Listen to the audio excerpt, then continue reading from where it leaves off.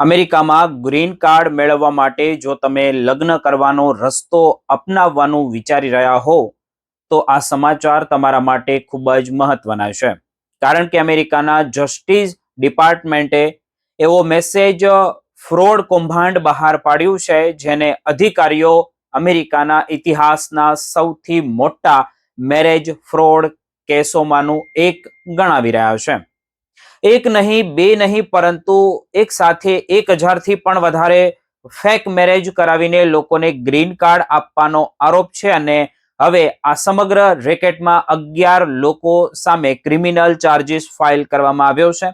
અમેરિકામાં રહેતા ભારતીય અને ખાસ કરીને ગુજરાતી માટે આ મામલો એટલા માટે મહત્વનો છે કારણ કે ઇમિગ્રેશન સ્ટેટસ મેળવવા માટે ખોટી માહિતી કે ખોટા લગ્નનો સહારો લેવો કેટલો ભારે પડી શકે છે તેનું આ મોટું ઉદાહરણ સામે આવ્યું છે.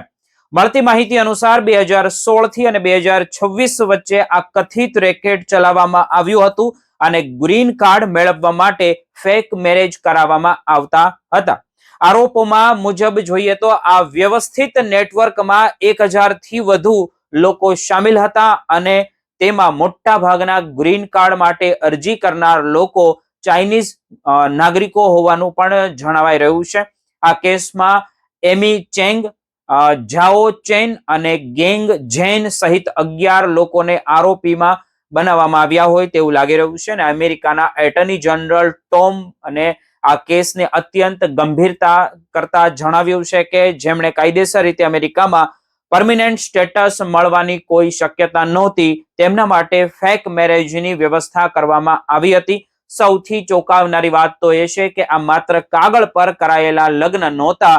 આરોપોમાં અનુસાર જોઈએ તો કેટલાક લગ્ન ન્યુયોર્કની આસપાસની રેસ્ટોરન્ટમાં કરવામાં આવ્યા હોવાનું પણ જાણવામાં આવી રહ્યું છે. જ્યારે યુએસ સિટીઝન અને વિદેશી વ્યક્તિ પતિ પત્ની તરીકે દેખાય તે માટે પરંપરાગત ચાઇનીઝ કપડાં પહેરતા.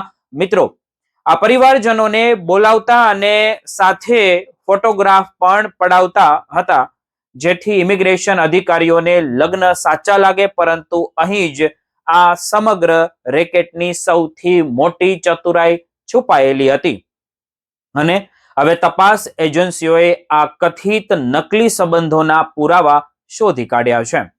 આરોપ મુજબ કેટલાક કેસમાં તો અમેરિકન નાગરિકો ચીન સુધી ગયા હતા અને ત્યાં પણ લગ્નની પ્રક્રિયા કરવામાં આવી હતી.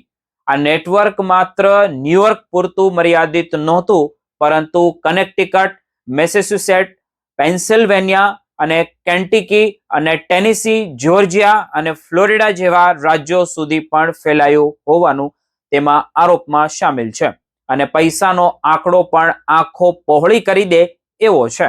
કથિત રીતે ગ્રીન કાર્ડ મેળવવા માટે એક વ્યક્તિ પાસેથી લગભગ $1 લાખ સુધીની રકમ વસૂલવામાં આવતી હતી. જ્યારે આ લગ્નની વ્યવસ્થા કરનાર લોકો દરેક કેસમાં અંદાજે $5000 જેટલું કમિશન મેળવતા હતા. એટલે કે આ માત્ર એક ફેક લગ્નની ઘટના નહોતી પરંતુ વર્ષો સુધી ચાલતું મોટું સંગઠિત નેટવર્ક હોવાનું તપાસમાં સામે આવ્યું છે. અમેરિકામાં રહેતા ભારતીયો અને ગુજરાતીઓએ અહીંથી એક વાત ખાસ યાદ રાખવી જોઈએ અને સમજવી ખૂબ જરૂરી છે કે ઇમિગ્રેશનમાં ખોટી માહિતી આપી ફેક મેરેજ કરવો અથવા તો ગ્રીન કાર્ડ માટે બનાવટી સંબંધો ઊભા કરવા અત્યંત ગંભીર ગુના બની શકે છે અને તેની અસર માત્ર ઇમિગ્રેશન સ્ટેટસ સુધી મર્યાદિત રહેતી નથી પરંતુ ક્રિમિનલ કેસ સુધી પણ પહોંચી શકે છે. હવે તો સવાલ એ છે કે આ 1000થી વધુ કેસમાંથી હજુ કેટલા લોકોની તપાસ થશે અને કોના ગ્રીન કાર્ડ અથવા ઇમિગ્રેશન સ્ટેટસ પર કાર્યવાહી થશે. જેમ જેમ આ કેસની તપાસ આગળ વધશે તેમ તેમ જોઈએ તો વધુ ચોંકાવનારી વિગતો પણ સામે આવી શકે છે.